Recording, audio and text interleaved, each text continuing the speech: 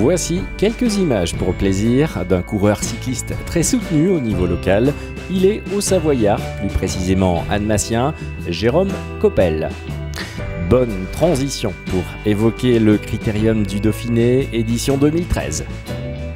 La course passe donc par Châtel et pour la seconde fois, l'histoire entre le cyclisme et le village n'est plus à faire car le vélo, c'est le rendez-vous tout au long de la saison estivale comme le Tour des Pays de Savoie, le Tour de l'Avenir et c'est aujourd'hui justement qu'est signée la convention entre le président des clubs cyclistes des Savoie-Mont-Blanc et la commune de Châtel. Signature qui officialise le passage du Tour du Val d'Aoste par Châtel. Ça permet aussi de faire connaître Châtel au niveau notoriété.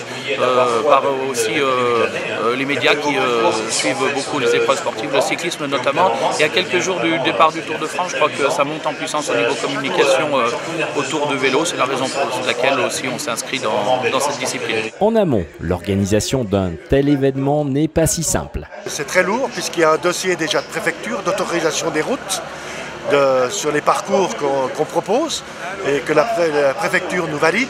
Après, on a une autre convention avec le groupement départemental de la gendarmerie, liée aussi avec les hôteliers, puisque nous amenons à peu près 350 personnes sur la commune de Châtel, avec les services techniques de la commune pour toute la logistique de départ et d'arrivée.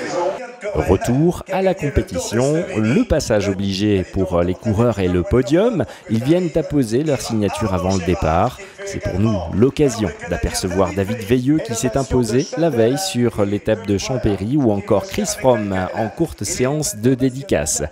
L'étape du jour, c'est un tracé qui s'étend sur 191 km entre Châtel et Oyonnax.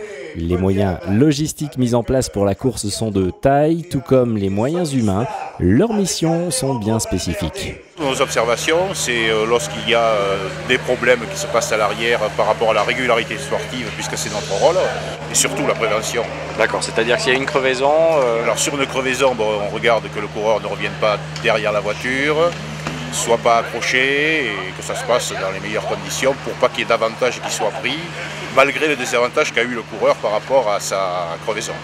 On les voit bien souvent à l'écran. Lors de la course, les motards qui encadrent le peloton suivent une formation qui leur est propre. La formation, elle est liée surtout à la sécurité, donc on a des stages organisés actuellement tous les 2 ans avec la gendarmerie, donc on suit des stages de recyclage, de formation à la conduite avec les gendarmes.